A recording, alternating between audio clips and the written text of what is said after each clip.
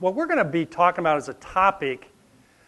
It's called Unleashing Your Congregation's Generous Urge. And some of this will sound perhaps familiar. What we want to do is explore Faith Lutheran's journey in unleashing this generosity. I wonder if you just want to say a couple of words about the demographics at Faith before we jump into this. Sure, and I'm blessed to be able to come at this from being a member there for 47 years.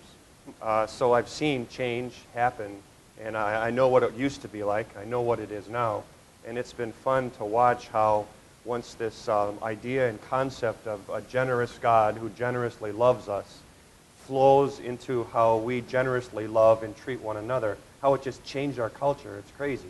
So we are a church of, 4,000 people or multi-site, 2 campuses, and have historically been a very traditional, conservative Lutheran church where we didn't talk about money except the one time a year you had to, right? That was the only time we did any stewardship conversations or talks, and we kind of prided ourselves on being the church that never talked about money.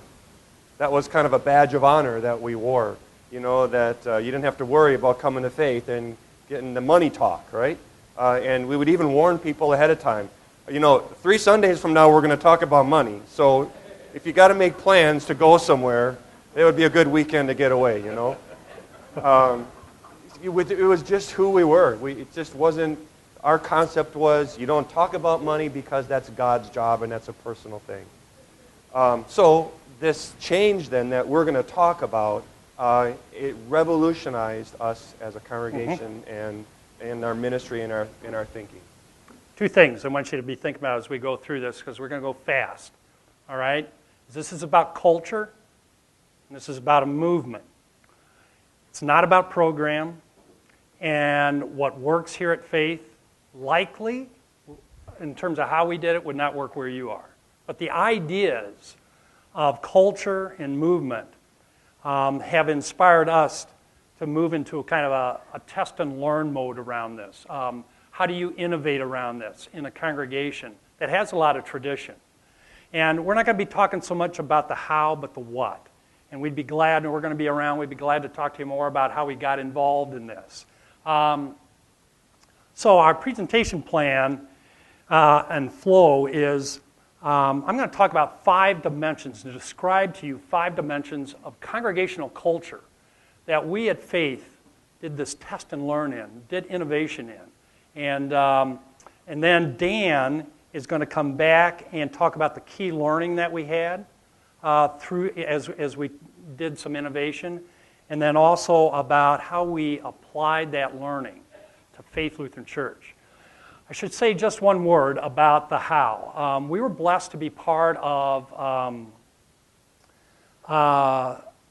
a missional partnership between Thrivent Financial for Lutherans, who I was working for at the time, and also Pastoral Leadership Institute, and an organization called Leadership Network, Chris Willard, who wrote the book Contagious Generosity. And that missional partnership worked with about 20 congregations in cohort groups where the senior pastor and other people on the staff and lay people would come together on a regular basis, and they'd basically say, here's what we're learning about generosity, the generosity congregation and our generosity culture in our congregation. And that was a powerful way to get at this. But we're not going to be talking about the process. We're going to be talking about what we learned through that. So the first one we want to talk to you about is core message. As we observed what was going on in these congregations, the congregations seemed to really focus on, well, what's the core message about a culture of generosity in a Christian congregation? And I would describe it, what I heard people talking about was Trinitarian. We're created in the image of God. This charitable urge we wanted to unleash, it's created in us. The image of God is generous. And this charitable urge that exists in people is there because that's the way God made us. And then not only to make us that way, the most extravagant act of generosity was Christ's death on the cross for us. And it forms a basis for how we talk about generosity. And then wonderfully, God, as our sanctifier, generously calls us to live in community and be generous in community. So what about faith? What did we do there? What did we learn? A key learning for us then at faith is that old culture, we used to not like to talk about money because we thought that it was trying to get something from people. We wanted to increase our giving so that we could do more ministry. A key learning for us is when we understood that this generous God is not about, and generosity is not about what God wants from you, but what He wants for you. That generosity isn't just getting something, but it's giving something. And so this is really the foundational change that happened for us. When we understood that as a church, to talk about generosity, we didn't have to be afraid that we were asking people for things. But now we started talking about it instead of, we've got some great gift we want to give you. And that's a generous spirit will transform your life. A generous spirit will transform your relationships. A generous spirit will transform the world, because that's God, a generous spirit. So once we started seeing it from the other way around, that generosity is not what we can get out of you, but it's what we can give to you, and it's what you can be, that really started to change how we think about talking and sharing about generosity. So as you see there, the goal for us then began to be not to get better giving, but to connect better to the giver. Right? Doesn't that make sense? You know, that's the goal of generosity, is to connect people to the giver so they receive the gifts and can share the gifts. And guess what happens if you do that? Guess what happens if you do that? They're better givers. Right? That's an ancillary response that comes from it. But we just approach it upside down. Just one other thought around that. You see on the screen the word that not only is it that what God wants for you, but through you. And I actually got that thought from Mark Jeske, talking to him about this once, who said, you know, generosity isn't about what God's just bringing to you, but then what He wants through you to be generous to the world that we live in. So the next item that we focus on were these, and it's been talked about today in a couple of the other presentations, these community acts of generosity by the congregation. And most of these congregations that were involved in this project were already doing it, but they saw the value of either increasing the frequency of what they were doing, or to improve what they were doing, or to do something different. And you see a couple of examples listed there, but Dan, talk about the Faith Lutheran Church experience around this. All right, our key learning for us there was that generosity is the new evangelism. What we found, and we didn't expect, is that when people became generous, that they connected to other people in a really wonderful way. And we could reach our community by being generous, because everybody wants to be generous. If you were to ask people, do you want to be a good steward, or would you rather be generous? They'll choose generous every time, right? So people want to be generous. And so when we practice generosity, when we do generous acts, other people are attracted to that, and it became a way of reaching the lost by being generous. Who knew? That was a shocker to me and to our church. We thought we would just be generous because it was the thing to do, and along the way, we learned that being generous brought in unbelievers to our ministry, and they began to ask, why are you guys doing this? Why are you so good? Why are you so kind? Why are you sharing? Why are you sacrificing? Why are you making a difference? And we had so many wonderful connections. So for example, the three that we just wanted to talk about, one thing we started doing is we called it an impact weekend. And one weekend, we just blitzed the community with service and love. So the first time we did it, we had some 800 people that showed up for lunch. They all got a red T-shirt that said Faith Impact and had our website on the back, and we just sent them out in the community for an afternoon, washing windows, visiting nursing homes, sweeping the streets. We worked with food pantries and all of the institutions and the charitable organizations in the community. We just blitzed the congregation for an afternoon. Amazing the results that came from that. One of the TV stations got involved, and it just turned into a great outreach tool, even though that wasn't our intention. So we kind of learned through that first Impact Weekend that generosity is the new evangelism for us. Another thing we started doing, we learned from this concept, is third Sunday offerings. Now every third Sunday we give away our loose plate offering to a charity or an organization. So whatever's not in an envelope goes to a charity. And what we've done for that in order to help share the story and celebrate giving and generosity is the second Sunday of the week we tell the story of the organization. The third Sunday we receive it, and the fourth Sunday we celebrate and tell the stories of what happened through it. And it's remarkable how sharing that opportunity of generous and making a difference and telling the stories and celebrating, again, has brought so many connections for us to reach out in the community. And last, you've already heard Feed My Starving Children. I think, Tom, you said you did that. It's another way that we've reached out to the community. We did a food pack where our goal was to pack 500,000 meals. And we advertised it in the community, and we had almost as many community members, unchurched people, joining us in packing those food packs as we had our own members. And the connections that we made and the email addresses that we were able to get from that and to follow up that we could have from that were just incredible. So being generous enabled us to reach out and share and bring new people into our midst. Yeah, you know, another amazing thing about that third Sunday offering is that loose plate offering continued to grow over time. People just, the connectivity they had between what they put in the plate and what they saw that doing was pretty powerful. Can you imagine how that went over in our church that never talked about money? Yeah. When we said we're going to give away our third week every week, they're like, what? Yeah.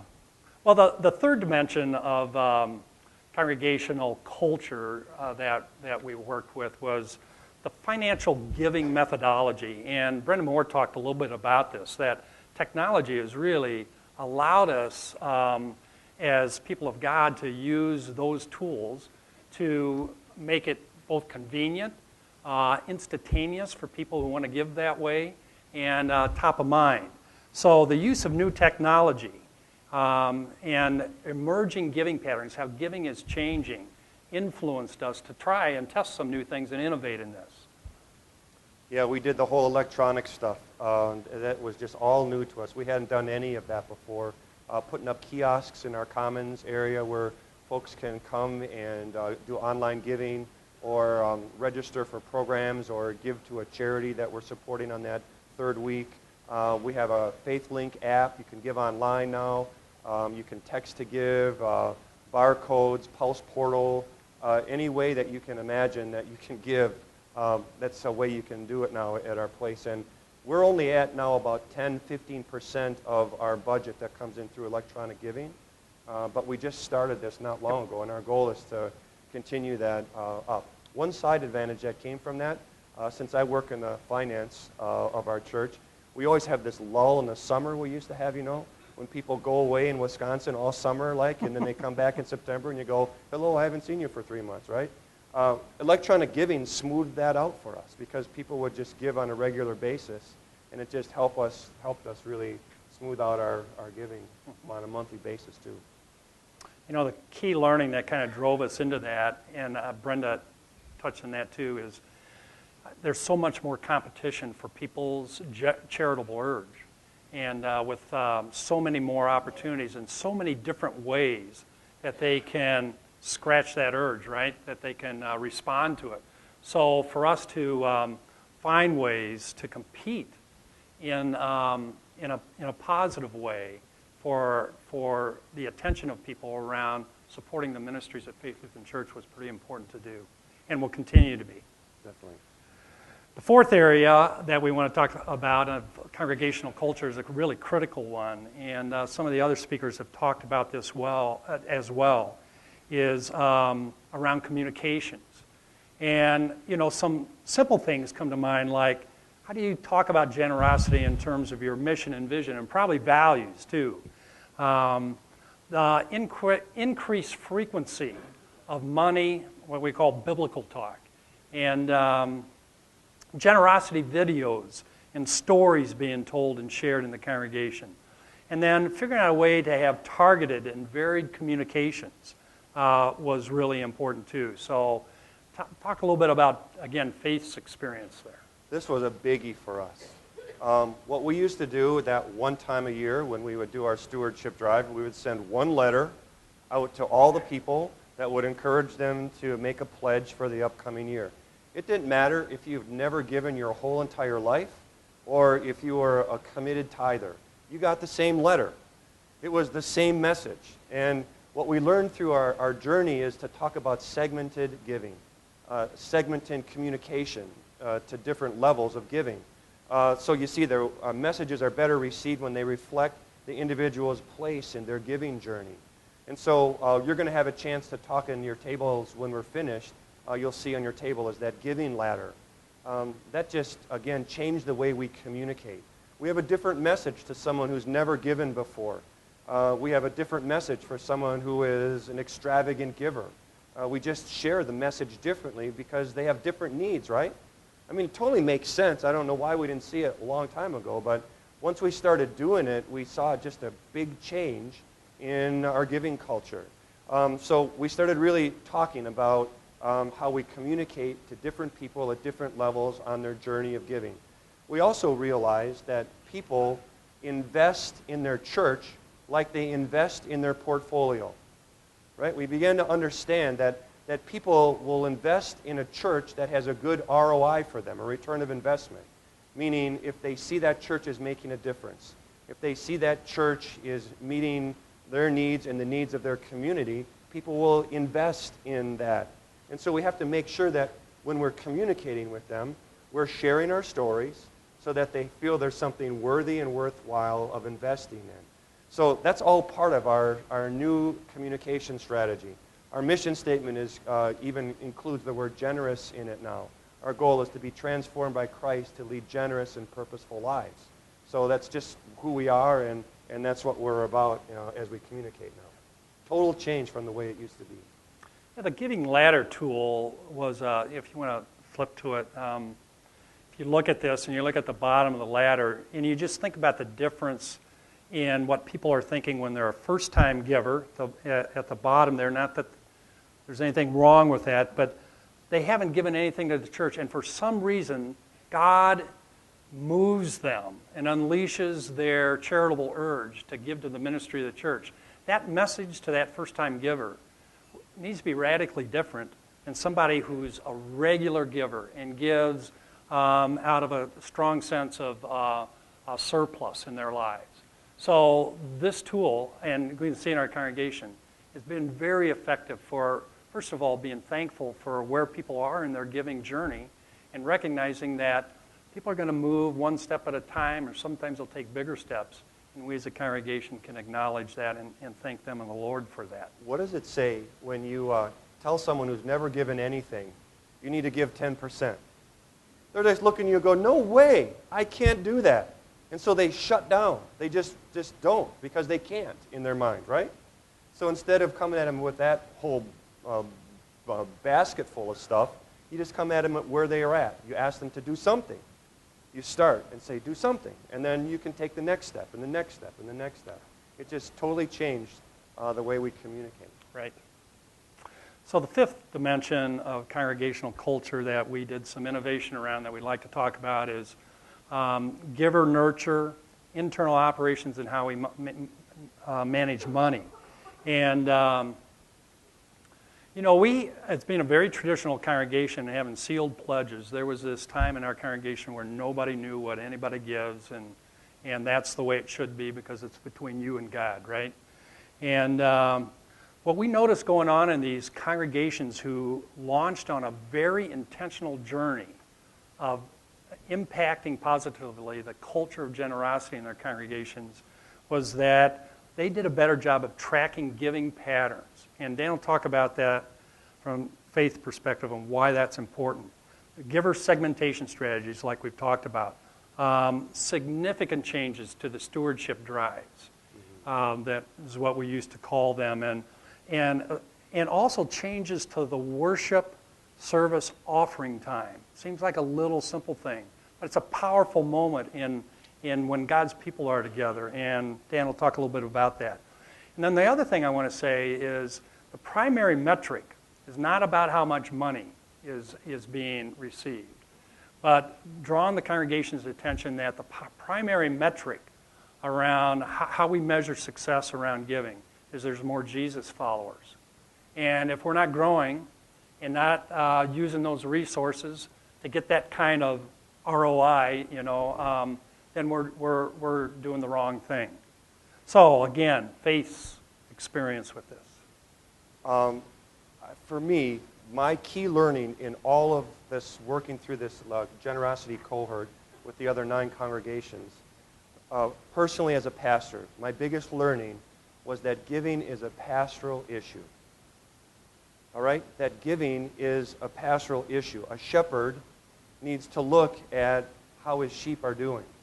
And a pastor needs to look at the marks, the discipleship marks of his people. And giving is a spiritual metrics for people. How is their giving? How is their level of generosity? Our tradition for years, as Tim mentioned, was you make your pledge in November, you put it in an envelope, you lick it shut, you seal it, you wrap it in wire, you put a padlock on it, and you bring it up in a Brinks truck to the front of the altar. Right? That giving pledge was between you and God, and no one else would ever know. And again, we took great pride in saying, we pastors have no idea what you're giving. Right? That was sort of, again, that badge of honor that we wore. Well, I learned that that wasn't good, because giving is a pastoral issue. And so now the way we look at it, whenever there's a giving pattern change in one of our members, there's something we need to take note, because it means something. If someone has never given before and they give for the first time, praise God, and we send them a letter. We say, thank you. We notice for this gift, that's a big step for you. We're thankful that you've taken an interest and you feel that this ministry is important to you. And when the giving drops, we take note of that and we say, we notice that there was a decrease in your normal, regular giving. Is there something going on in your life that we can help you with? Is there something that we need to know that we can talk about? And when there's a sudden increase in giving, something's going on also. And so, you see what I'm saying? It's a pastoral issue. Giving is an indication of the spiritual health and well-being. And if I, as pastor, don't know that, how can I possibly be a good shepherd for those people? Does that make sense? Now, for us, that was a huge, giant step. And there's still people that are mad as heck about it. And there's still people that, even though we don't, have those sealed envelopes anymore, they tape them shut. Right? Because they're not with us in that same place as, where we are yet. But giving is a pastoral issue. So this was huge for us to start thinking of it that way and talking about it that way. Then, as Tim said, we started to do something different during the offering time. In the past, we used to pass the offering plates around and sing a hymn and hope nobody would notice. Right? Now we use that time, the offering time, always to talk about a narrative of our budget, a narrative description of our budget, or to talk about why we appreciate the dollars and how the dollars are being used, or to lift up our third week giving, or to thank them for what they've done, or to challenge them for a project or a mission that we've got going. We use the offering time as a teaching time to talk about the generosity quotient of the church. And so even how we receive offerings is different now. It's not just something we sort of shuffle and hide behind a hymn. But now it becomes a highlight and an important part of what it means to lead a purposeful and generous life. Again, does that make sense? And then our fall stewardship program is just radically different. Now, stewardship for us isn't one Sunday every November, but stewardship and generosity is lifetime. It's a culture of how you live your life, not just here in church, but in all of life. And so our stewardship program is now a 12-month program. It's ongoing, everyday program as we think about generosity in all of life. Powerful. So for our congregation, we've launched on this journey, and we're clearly not done yet. I mean, a lot more to learn. I mean, being here at this conference, Dan and I were talking, passing notes back and forth. This is something that we need to innovate and test and learn in our culture, in our congregation. Just to kind of wrap this up, this warning. This is personal for me as well as professional. That when I started on this journey, I thought, what we're all really going to do is just try and capture this word generosity and generous from the secular world and see if it maybe is just a different way of saying stewardship. Well, I tell you, God is messing with me around this because it isn't a replacement for that. And it isn't something that I can do one day and then not do the next day. Because this image of God thing, that this is the way he created me, and then he is calling me to love him with all my heart, not just with part of it. I mean, he wants me to be very generous in my worship of him. And then to love my neighbor as myself. To be that generous messes with me. And it's a positive thing in a lot of ways.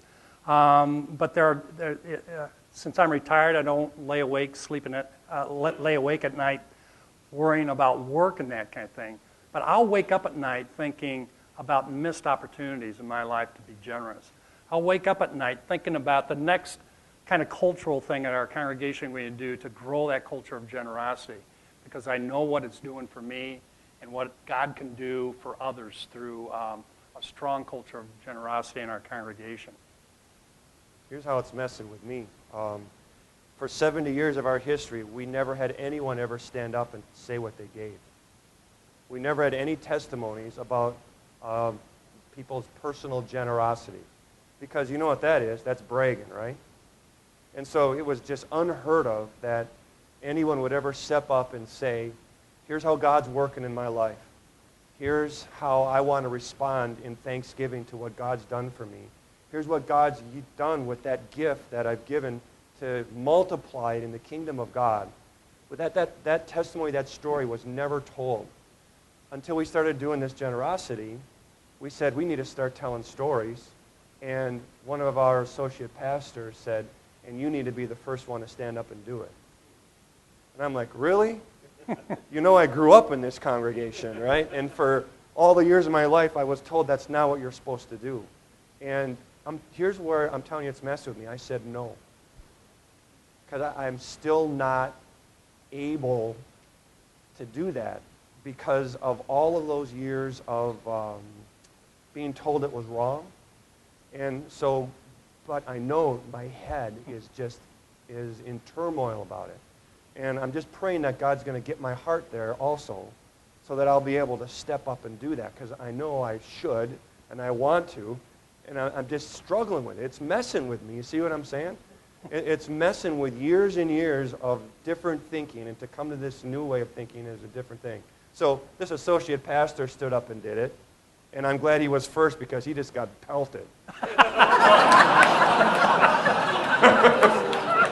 So now I'm thinking I might as well go now. It can't be that bad. But he broke the ice. I mean, with great courage and strength of fortitude, he broke the ice, and now it's okay. We have testimonies all the time. And so it's messing with me too, Tim. As a layperson sitting in the congregation when Aaron, our assistant pastor, did that, it felt uncomfortable too. But I can remember the story he told about the decision process he and his wife went through as they were thinking about the financial generosity in their lives. So yeah, it messes with you. There's two resources at your table that we provided. One is the giving ladder, and the other one is kind of what generosity is more like and what it's less like. And these are just this. You could debate every single one of these points, but this is just kind of how I kind of crystallize some of the things I observed going on in this movement of generosity in the congregations. And so they're there for your discussion. And I'd love, if you have other things that you would want to add to that, I'd love to hear from you about that. And maybe just a couple of other wrap-up statements. One last thing I'd like to say to you is, we're blessed to have Dan and the leadership that we have and the lay leadership in our congregation, because it just inspires ongoing, continued generosity. And we have a very active devotional life and encourage devotions and prayer in our congregation. And I learned in Bible study from the other day, I heard this phrase, Lord, in my prayer life, as I pray to you, Lord, let my life today be an answer to someone's prayer. And it's kind of morphed in my mind where I say, Lord, let my life today be your generous answer to someone else's prayer. And that messes with me too. So it's been a great journey, and it will continue both personally as well as for our congregational community. Thank you. Thank you Very much.